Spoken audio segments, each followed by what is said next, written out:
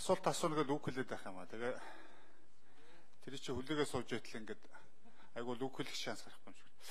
Энэ авилгын эсрэг хууль батлагдаад яг 10 жил болж байгаа юм байна. 6 оны 7 сарын 6-ны өдөр батлагдаад 11 сард хүчин төгөлдөр үйлчилж эхлээд.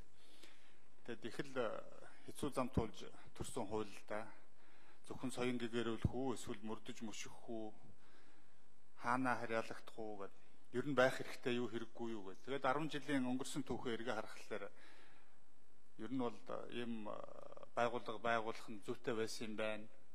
Соён гэгэрүүлэхээс гадна энэ мөрдөн байцаах энэ хохирлыг арилгуулах ажлыг хариуцуулах нь зүйтэй байсан юм байна.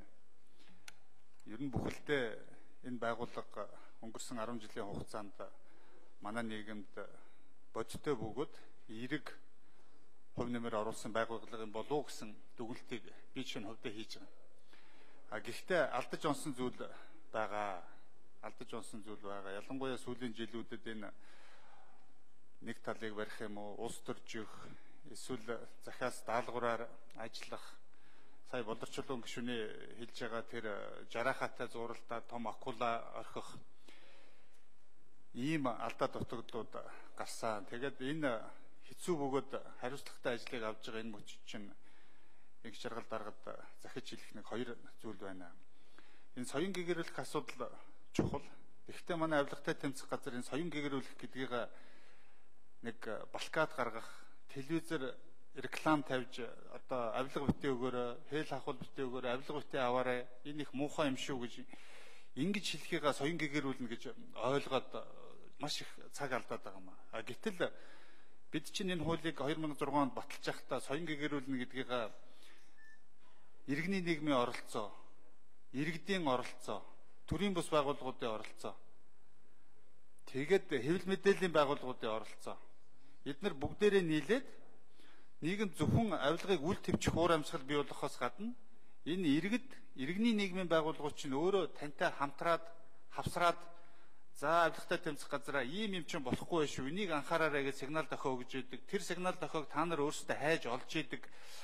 Ингэж хамтарч ажиллаж нэг талаас соён гэгэрүүлж идэг, нөгөө талаас урьдчилан сэргийлж идэг ийм үүрэг функц хийх ёстой байсан юм л да. Энэ тал дээр алдаад байна. Энийг нэг анхаараач гэж хүсэж байгаамаа. За хоёр дахь авилгатай тэмцэх газрын үндсэн үүрэг функц бол авилгал хэл ахуул хаанаас үүдэлтэй гараад байна. Үндэс суурь нь юу байна? Эрх зүйн үндэс нь юу байна? Эдийн засгийн үндэс нь юу байна? Ёс зүйн үндэс нь юу байна? Энэ бүгдийг дүн шинжилгээ хийж илрүүлээд тэгээд хууль тогтоох байгууллага, гүйцэтгэх засаглал, хууль хяналтын байгууллагуудад анхааруулдаг, хүсэл тавьдаг. Тэгээд та нартай хамтраад та нарын саналыг үндэслээд хууль тогтоогч чинь хуулиндөө өөрчлөлт оруулж яадаг, засгийн газар чинь засгийн газрынхаа шийдвэрүүдээ эргэж харж яадаг. Ингэж ажиллах хэрэгтэй байсан юм л да. Тэгээ энэ дээр ерөөсөө өнгөрсөн 10 жил бодиттой ажил хийсэнгүй гэж би бодод байна. Өнгөрсөн 10 жил бол авилгатай тэмцэх газар бол за гол ажил бол мэдээж тэр мөрдөн байцаах мөчгөж хяндаг хохирлыг барагдуулдаг тэр ажил дээр жоохон анхаарлаа. За хөрөнгө орлогын мэдүүлэг цуглуулдаг ажил дээр анхаарлаа. Хөрөнгө орлогын мэдүүлэг 2-3 удаа шинчиллээ, сайжруулсан л да.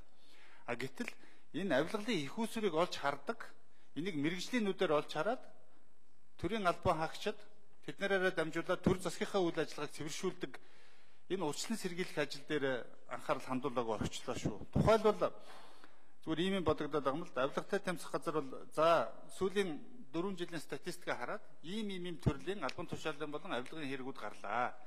Энийг дотор нь анализ хийгээд үзэхлээр за тендертэй холбоотой ийм хуулиуд гарлаа. Тендерийн хуулийн ийм залттай холбоотой байна. За эсвэл одоо юу гэдэг концессийн хуулийн ийм залттай холбоотой байна. Эсвэл төсвийн зарцуулалт дээр ийм алдаанууд гараад байна. Энийн үндэс суурь нь одоо ийм байна. Тийм учраас энэ хуулинд ингэж өөрчлөлт оруулъя гэдэг юм. Эсвэл төрийн албан хаагчдынхаа сургалтын дээр анхаар яаш гэдэг юм.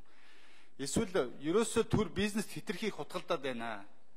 Ингэж хутгалдаад байна. Энийгээ эргэж хараач гэсэн ийм том бодлогын зөвлөмжүүд өгж явах хэрэгтэй юм байна гэж харлаа.